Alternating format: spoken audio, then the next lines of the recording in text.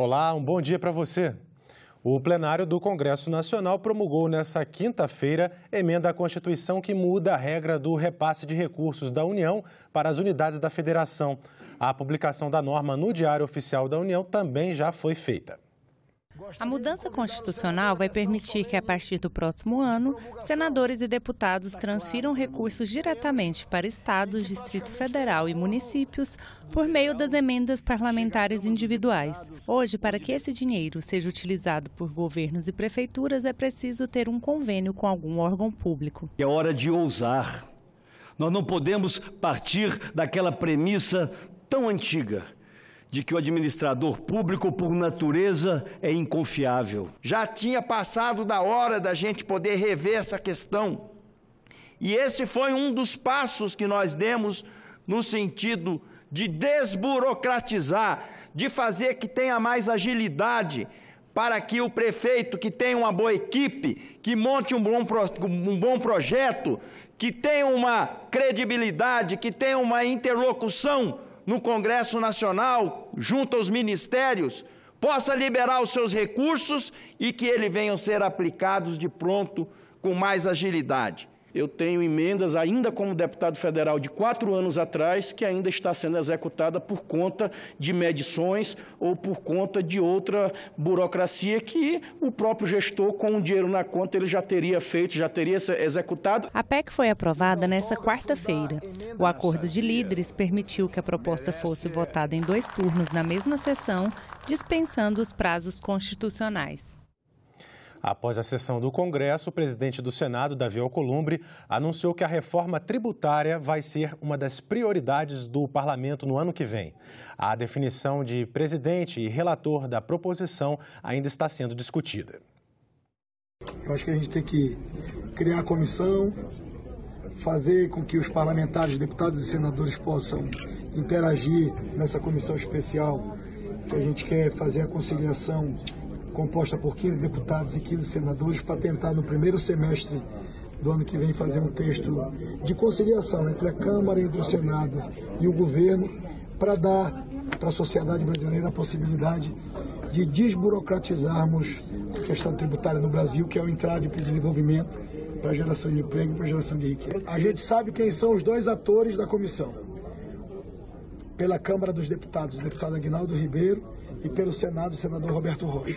Falta fazer a composição de quem será o presidente e o relator. A polêmica sobre prisão após condenação em segunda instância tem 2 discussões simultâneas no Congresso. O Senado analisa um projeto de lei, a Câmara analisa uma proposta de emenda à Constituição.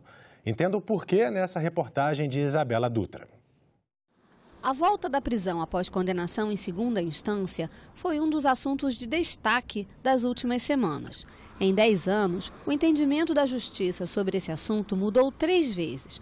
A última decisão foi do Supremo Tribunal Federal, que no mês passado derrubou por 6-5 a possibilidade de prisão antes de esgotados todos os recursos. Líderes partidários da Câmara e do Senado decidiram priorizar a proposta de emenda à Constituição que está na Câmara, mas 43 senadores defenderam a tramitação simultânea do projeto de lei do Senado, que também permite a volta à prisão após condenação em segunda instância.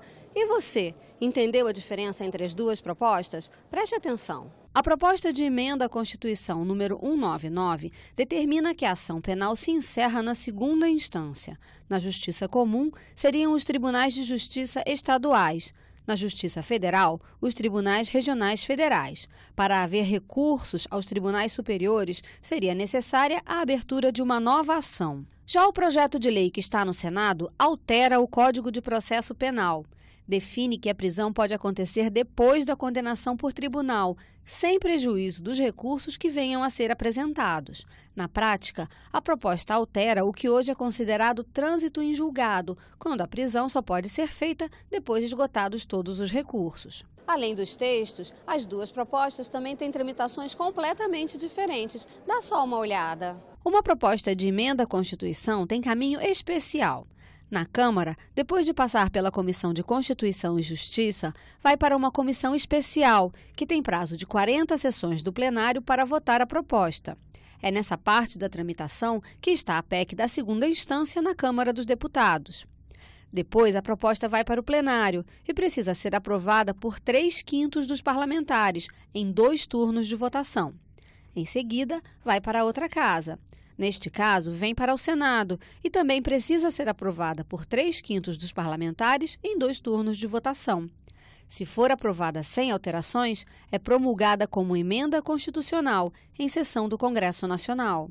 Já o projeto de lei tem tramitação mais rápida. Depois de aprovado na Comissão de Constituição e Justiça, nesse caso no Senado, por ser terminativo, pode seguir direto para a Câmara dos Deputados. Só é votado em plenário se houver recurso em 5 dias úteis. Como a prisão em segunda instância é um assunto bastante complexo, é esperado que haja recurso para apreciação pelo conjunto dos senadores em plenário. O ministro da Justiça, Sérgio Moro, diz que as 2 propostas são válidas e possíveis e que o assunto é urgente. Eu tive notícia de um condenado por assassinato de policial que foi colocado em liberdade. Havia sido condenado em segunda instância, estava preso, foi colocado em liberdade.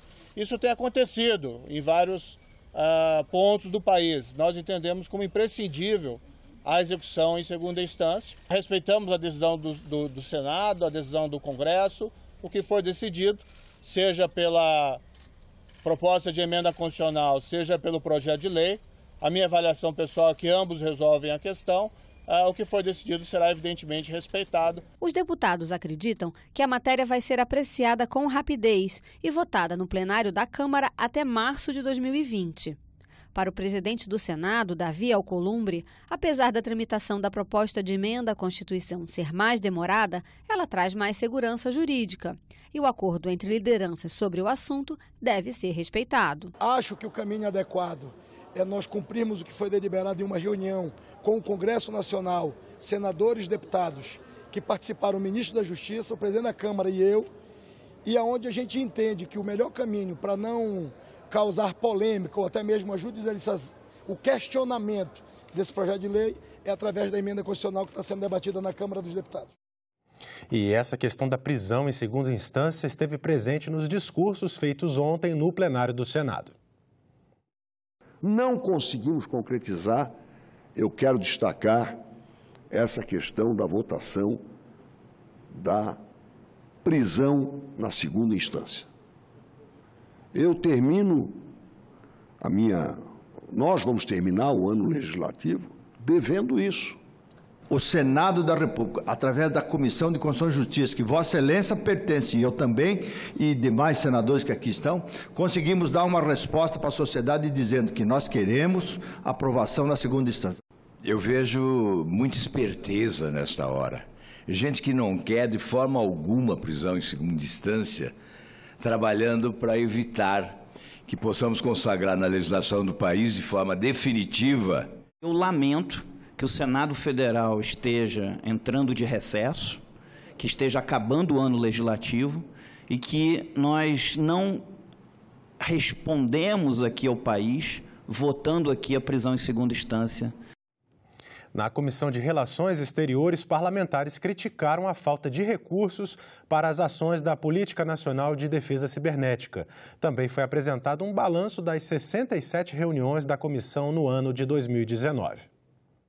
O presidente da comissão, Nelsinho Trade, destacou entre as 165 matérias analisadas de fevereiro a dezembro no colegiado a aprovação do projeto de lei que reestruturou a carreira dos militares e do decreto que permitiu a ampliação do uso da base de Alcântara. O texto do acordo entre o governo da República Federativa do Brasil e o governo dos Estados Unidos da América sobre salvaguardas tecnológicas relacionados à participação dos Estados Unidos da América em lançamentos a partir do Centro Espacial de Alcântara, assinado em Washington, 18 de março de 2019. Na reunião desta quinta-feira, também foi apresentado o relatório de avaliação da Política Nacional de Defesa Cibernética, tema escolhido para acompanhamento da comissão durante o ano. O relator disse haver poucos recursos para a área no projeto de orçamento da União para o ano que vem, cerca de 22 milhões de reais já com as emendas. Não há como o setor cibernético se manter com esses valores.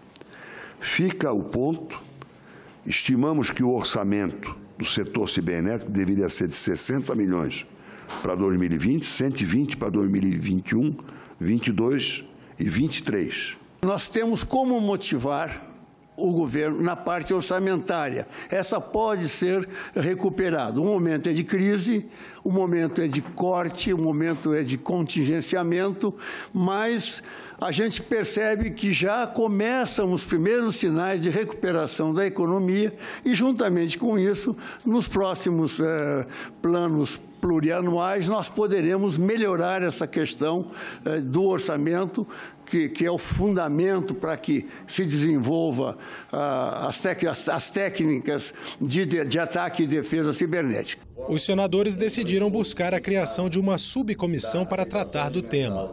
Ao final da reunião, aprovaram um decreto que valida o texto da Convenção sobre Trabalho Marítimo. O presidente informou ainda que vai ser o relator da mensagem que indica o novo embaixador do Brasil nos Estados Unidos. Avoquei para minha pessoa a relatoria 86 de 2019 da indicação do senhor Nestor José Foster Júnior para exercer o cargo de embaixador do Brasil junto aos Estados Unidos da América.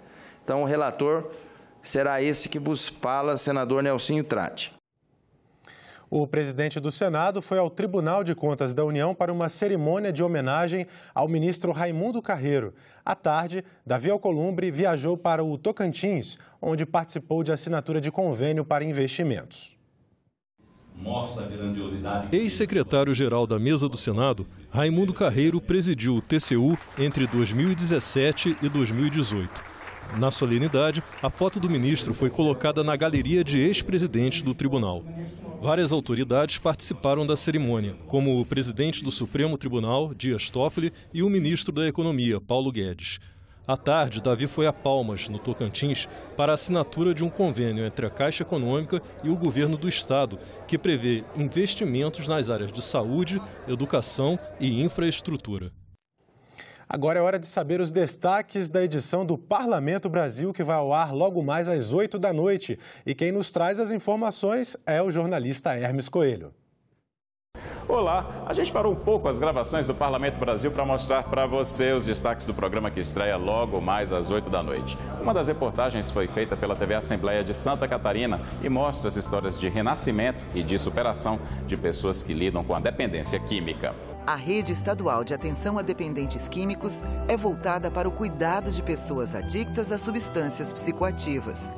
Dentro dela, há o projeto Reviver, criado em 2013 pelo Governo do Estado e pela Assembleia Legislativa de Santa Catarina. Nós começamos como uma frente parlamentar que imediatamente foi transformada numa comissão permanente do Poder Legislativo catarinense, e nós começamos a fazer um périplo por todo o estado de Santa Catarina, levantando dados, e foi com base nessas informações estatísticas que nós esboçamos o chamado Programa Reviver. E em Teresina, no Piauí, você vai ver a festa dos moradores da Vila Irmandulce, no dia da canonização da primeira santa brasileira. A vila de aproximadamente 60 mil habitantes amanheceu mais alegre. Logo cedo, neste domingo, a Igreja Católica reconheceu Irmã Dulce como a primeira santa do Brasil. O fato mobilizou os moradores da vila que leva o nome da santa. Logo cedinho, eles se deslocaram para a paróquia Irmã Dulce dos Pobres para organizar o local para a missa de santificação neste domingo. O ministro do Turismo, Marcelo Álvaro Antônio, veio prestar esclarecimentos para os deputados da Comissão dos Direitos da Mulher da Câmara sobre as denúncias de que teria usado candidaturas de mulheres para desviar recursos do fundo partidário. O ministro do Turismo ficou frente a frente com a deputada Alê Silva, do PSL. Marcelo Álvaro Antônio foi o presidente do partido em Minas Gerais durante a campanha de 2018. A deputada denunciou que o ministro promoveu candidaturas femininas de fachada. O objetivo seria desviar dinheiro do fundo partidário destinado a essas candidatas. E no quadro Vitrine você vai ver um desfile com mulheres que venceram o câncer de mama. Um desfile, uma superação, um triunfo rosa. É mais ou menos assim que se pode traduzir este evento, onde as modelos nunca subiram em uma passarela e não se importam nem um pouco com padrões de beleza estabelecidos. Mas para a gente entender direito o que acontece aqui, é melhor voltar até aqui. Nessa reunião de adolescentes barulhentos, brincalhões, todos do primeiro ano do ensino médio e que não parecem muito preocupados com questões sociais ou de solidariedade. Desde o começo, nossa maior preocupação não era mostrar, sim, só o corpo delas e mostrar como se fosse mais um desfile normal, como os tradicionais que acontecem por aí. Mas sim mostrar que é um desfile de histórias, que a gente ia mostrar a história delas para encorajar outras mulheres.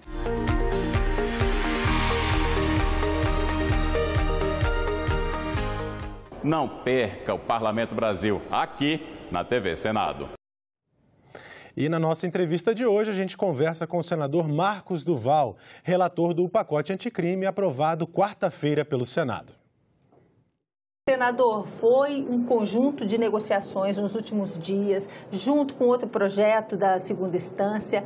Qual é o resultado final dessa história?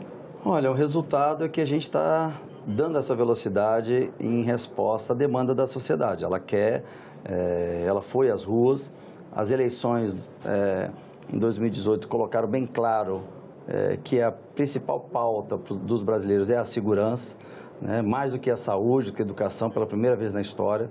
E o pacote anticrime do ministro Moro é um pacote com a experiência do Moro, o combate que ele fez. Eu até falo assim, o Moro era alguém...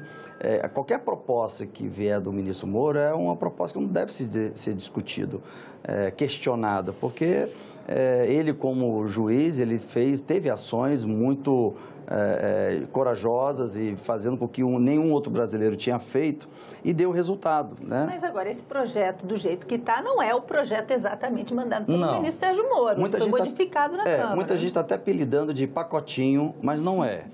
Eu confesso que eu esperava, eu era mais pessimista, eu achava que viria um projeto bem retalhado e pudéssemos aproveitar 30% dele, mas não, veio com quase 80% do que era originalmente a proposta do ministro.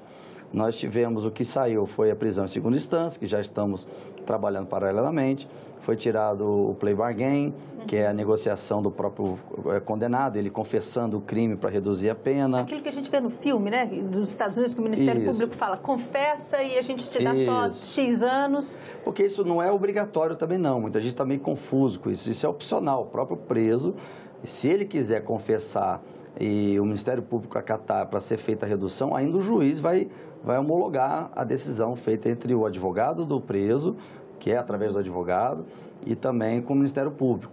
Muita gente está achando que o preso vai ser torturado para confessar e não vai ter um acompanhamento, né, uma defensoria pública. Mas, de qualquer forma, isso ficou de fora dessa vez. Ficou. Ficou, mas não deveria ficar, mas nós vamos trabalhar um projeto paralelo para que ele seja lá na frente, não é incluído mais, não dá para incluir no pacote, mas que possa valer no Brasil, que é importante, porque dá agilidade nos processos judiciais no Brasil. Às vezes o preso está preso, regime fechado, esperando todo esse processo. E aí o senhor falou que, o senhor comentou dizendo, o ministro Sérgio Moro a gente recebe, nem questiona, mas o senhor como relator optou por fazer o que a Câmara fez, aprovar o projeto exatamente como veio da Câmara e agora vai, então, colocar esses pontos extras para andar paralelamente? Na verdade, não é nem colocar os pontos extras, é recolocar o que o ministro Moro tinha colocado inicialmente. A gente fala que o ótimo é inimigo do bom. Então, assim, claro que seria melhor se o pacote permanecesse como foi proposto pelo ministro Sérgio Moro, mas sabíamos que isso seria impossível. Mas com 80% dele aprovado, ele é muito bom, está ótimo, tá assim, de forma, estou muito otimista. Melhora a situação agora. Muito, melhora muito, mas é importante também que os brasileiros entendam que esse pacote anticrime não vai ser a grande solução da segurança pública, da violência no país. Vai contribuir? Vai, e muito, mas não vai ser a solução. Vamos falar daquelas coisas que estão mantidas no pacote e, portanto, tem chance de se transformar em lei recentemente. O que o senhor acha mais importante disso aí? É o aumento da pena, a dificuldade para conseguir liberdade condicional? Olha, não tão isso. Você acredita que, para mim, o que as pessoas não perceberam ainda as ferramentas que o pacote está dando para a área de investigação, de perícia. Então, hoje, a nossa sensação de impunidade é porque o juiz não tem provas e não tem argumentos para manter a pessoa presa. E exatamente pela falha nessa área de investigação e perícia. Não é culpa dos policiais, porque eles não tiveram condições. E esse pacote, para mim, a espinha dorsal dele é dar essas condições para que as investigações, as perícias possam ter ferramentas para que a pessoa possa efetivamente ser condenada e permanecer presa. É claro que tem aí também o aumento de pena de 30 para 40, o fim da parte progressiva da pena, você está bom comportamento, mesmo você tendo sido um assassino, você sai, isso não vai ter mais. Você falava dos presídios de segurança máxima que terminam em alguns casos com as visitas íntimas, né?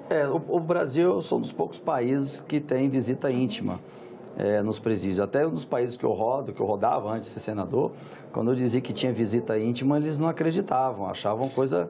Como é que pode isso? Você deixar ter o contato direto com uma outra pessoa. E no pacote também endurece isso, quer dizer, bota até mais tempo as pessoas no regime fechado, no presídio de segurança máxima, que antes era só de 1 ano, agora passou para 3, podendo ser renovável. Então, para o crime organizado... Dificultou. Esse pacote vai beneficiar os cidadãos que precisam andar à noite sozinhos? Bom, boa pergunta. Tem uma frase que John Kennedy, que foi o presidente americano morto, ele dizia o seguinte: não pergunte o que o país tem que fazer por você, mas o que você pode fazer pelo teu país. O que está faltando agora, a outra parte, é assim, nós estamos trabalhando muito para melhorar o que precisava ser melhorado e temos muita coisa pela frente ainda.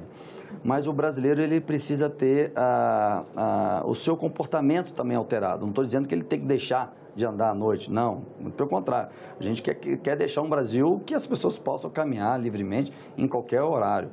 Mas as pessoas precisam entender a sua participação nesse contexto da violência no Brasil. Eu falo assim, eu vou ser até direto. As pessoas que consomem droga no final de semana numa festa, ela não se sente responsabilizada pela violência. E eu coloco, o traficante só existe porque você está comprando essa droga e ele está ganhando dinheiro com isso. E para ele ganhar território, ele precisa matar o outro traficante da região do lado.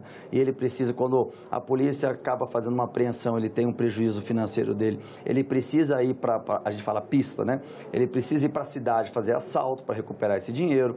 Então, a pessoa que está consumindo a sua droguinha em final de semana se sinta corresponsável pela violência no país. As saidinhas temporárias para os bandidos de crime grave também acabam? Aquelas do final de ano? Acabam. Isso daí não vai ter mais. É regime fechado. E esse é o endurecimento de quem está cometendo o crime, vai ver que a partir de agora o crime realmente não vai compensar. Então, o pacote anticrime também coloca a rigidez nisso. Não vai ter mais essa progressão de pena. A outra coisa é mexer com o tempo de prescrição dos processos, não é? Porque muitas vezes agora, pelo que eu entendi pelo novo pacote, aqueles processos que antes, aqueles crimes que prescreviam porque o processo estava andando na justiça, enquanto estiver andando na terceira instância, já não prescreve mais. Não, para não dar de novo o que acontecia de tentar sempre levar para esse estágio, para então ter o fim da condenação. Então, isso também não vai existir. Esse pacote, ele vai pegar as pessoas que nunca foram pegas. Aquele preso, que todo mundo fala, o preso pobre, o preso que é o que está sempre lá realmente lotando as cadeias, é verdade, porque são presos que nunca teve condições de fazer os seus recursos, ter verbas e financiamentos e tudo mais. E esse pacote vai pegar exatamente o grupo de pessoas que não eram pegas. Prisão em segunda instância, o pacote ainda trata disso? Explicar para ele, tratava quando o ministro Sérgio Moro apresentou, né? Mas agora isso virou o ministro Sérgio Moro, né? Quando ele deu entrada no Congresso, ele falou para mim o seguinte: Mar, a espinha dorsal desse pacote é a prisão em segunda instância. Isso não tinha nem tido a decisão ainda do STF sobre esse ponto. Mas ele sempre colocou para mim que não poderia sair de forma alguma do pacote anticrime.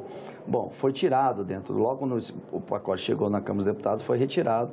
Depois veio o STF decidindo, com essa decisão infeliz, mas o Congresso se mexeu, se mobilizou. A Câmara dos Deputados, então, começou com a PEC e aqui o Senado com o PL. Tiraram o excludente de ilicitude achando que fosse uma carta branca para os policiais matarem, mas não é a verdade. O excludente de ilicitude, ele simplesmente dizia o seguinte: depois do homicídio, abre-se uma investigação, a Polícia Civil, a Polícia Federal, verificou que o policial cometeu um homicídio, ele então vai para o júri popular, vai ser penalizado, até inclusive o pacote fortalece isso, endurece isso, então ele ia ser severamente penalizado, ia ser preso imediatamente. Mas na investigação levantou que ele fez a defesa dele ou de terceiros, mas ao invés de nessa defesa ele poderia ter disparado 2 tiros, mas disparou 4, o juiz teria uma ferramenta para verificar que foi para a defesa dele ou de terceiros. Poderia ter tido 2 tiros, mas fez 4, mas pelo exclusivo medo, excesso ou de surpresa, ele acabou disparando 4. Então o juiz teria uma ferramenta para minimizar, porque foi já verificado que era defesa. Senador, muito obrigada por essa conversa. E nós ficamos por aqui. Você pode rever as reportagens desta edição na nossa página na internet, senado.leg.br/TV. E está marcada para daqui a pouco, às 9 horas da manhã, a sessão do Senado destinada a discursos. Muito obrigado pela sua companhia e continue sintonizado aqui na TV Senado.